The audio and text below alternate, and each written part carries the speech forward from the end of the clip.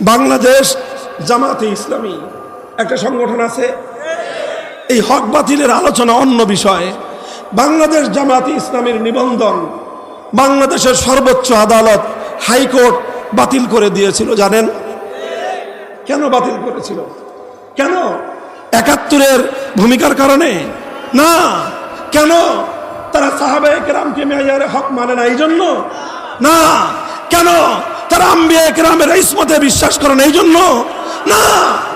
এই সকল কারণে না। তাদের নিবন্ধন বাতিল করা হয়েছিল শুধুমাত্র এই কারণে, কারণ তাদের গঠনতন্ত্র এবং দলীয় সংবিধানে এক আল্লাহর সার্বভৌমত্বের কথা বলা হয়েছে। অর্থাৎ তাদের সংবিধানের মধ্যে শুধু তাওহীদের কথা ছিল।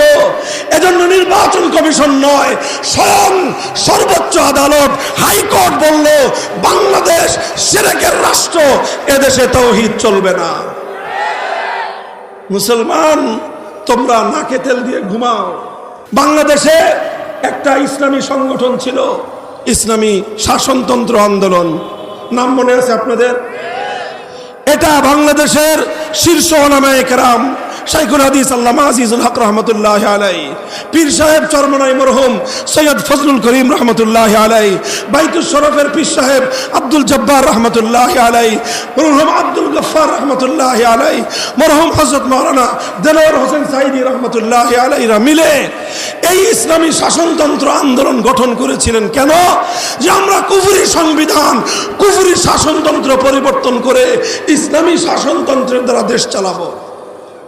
কিন্তু যখন 111-এর সরকার আসলো, এসে তারা একটা বিধান বাধ্যতামূলক করলো যে বাংলাদেশে রাজনীতি করতে চাইলে নির্বাচন কমিশনের অনুমোদন লাগবে, নিবন্ধন নিতে হবে।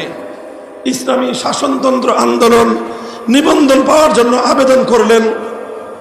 তখন নির্বাচন কমিশন বলে দিল ইসলামী শাসনতন্ত্র চাওয়াটা এটা বাংলাদেশের সংবিধানের সঙ্গে সাংঘর্ষিক, কারণ বাংলাদেশের সংবিধান হলো কুফরি সংবিধান।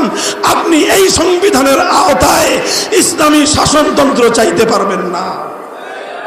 তখন তারা বাধ্য হলেন। তাদের হৃদয়ে রক্তক্ষরণ হয়েছে, চোখের অশ্রু ঝরেছে।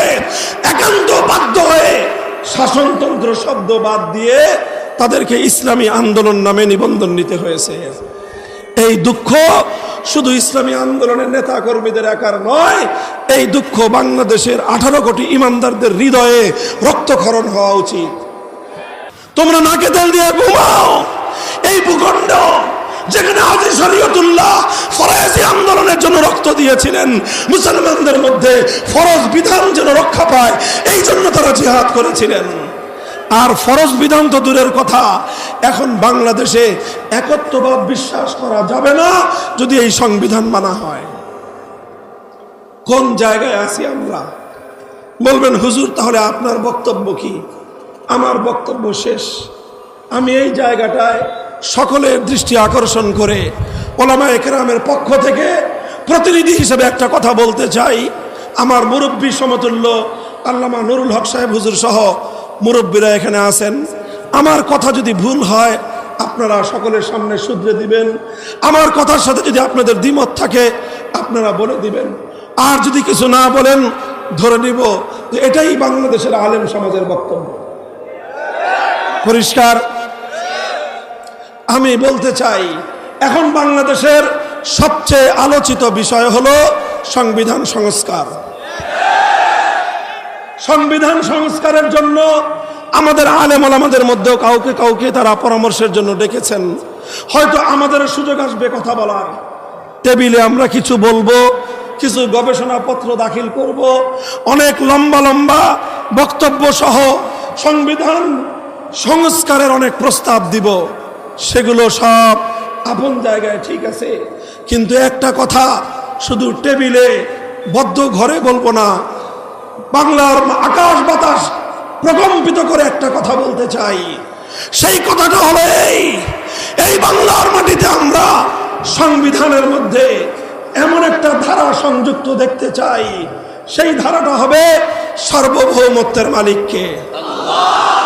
সুতরাং আল্লাহর সার্বভৌমত্বের বিরুদ্ধে, আল্লাহর আইনের বিরুদ্ধে যে কোনো আইন হবে, যে কোনো নীতিমালা হবে, যে কোনো বিধান হবে, সমস্ত বিধান বাংলার মাটিতে অকার্যকর এবং বাতিল হবে।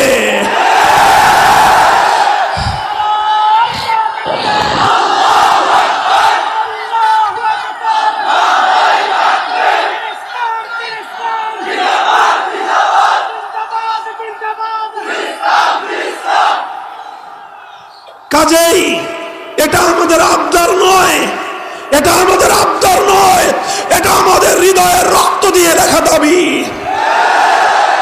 আমরা বলতে চাই 5ই আগস্টের বিপ্লবের পর বাংলাদেশ আজ এই দাবি উত্থাপন করার জন্য উপযুক্ত পটভূমি তৈরি হয়েছে। 5ই আগস্টের বিপ্লবের স্বরূপ যদি কেউ বুঝতে চান, বিপ্লবের প্রতীক যদি দেখতে চান, তাহলে আমি বলবো দুপুরের পর থেকে নিয়ে আসর পর্যন্ত 1 থেকে 1.5 ঘন্টার বাংলাদেশ দেখুন। 5ই আগস্ট 2024 সালের দুপুর 2টো থেকে 3টা-4টা পর্যন্ত 2 ঘন্টার বাংলার টেকনাফ থেকে তেতুলিয়া দেখুন। একটা দৃশ্য সকলের চোখে পড়বে, সকলের কানে বাজবে।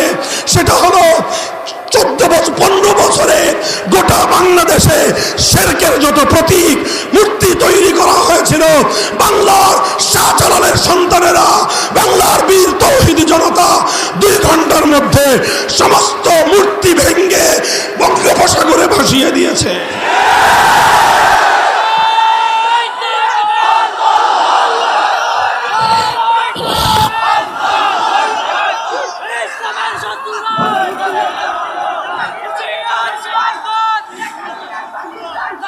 অর্থাৎ কি বললাম, 5ই আগস্টের বিপ্লবের অন্যতম বৈশিষ্ট্য হলো এ বিপ্লব করেছে তাওহীদকামী জনতা।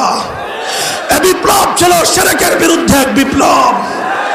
কাজেই এটাকে আমি এখনই পূর্ণাঙ্গ ইসলামী বিপ্লব বলতে চাচ্ছি না, তবে অবশ্যই এতটুকু বলবো, এ বিপ্লব ইসলামী বিপ্লব না হল ইসলামী বিপ্লবের পূর্বাভাস।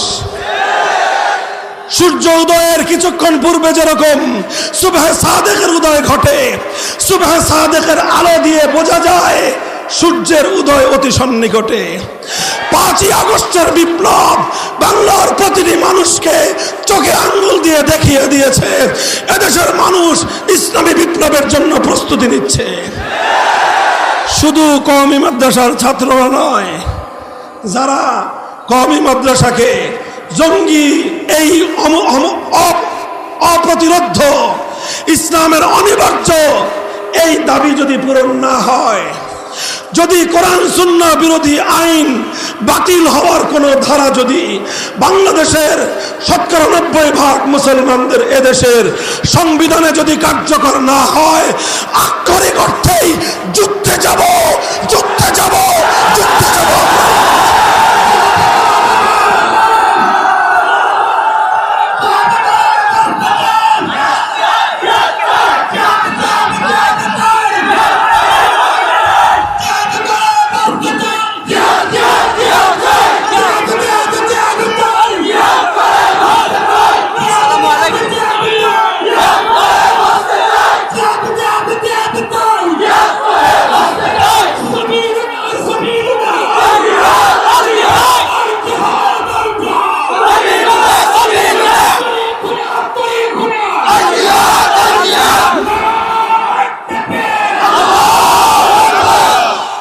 মুসলমান প্রস্তুতি নাও।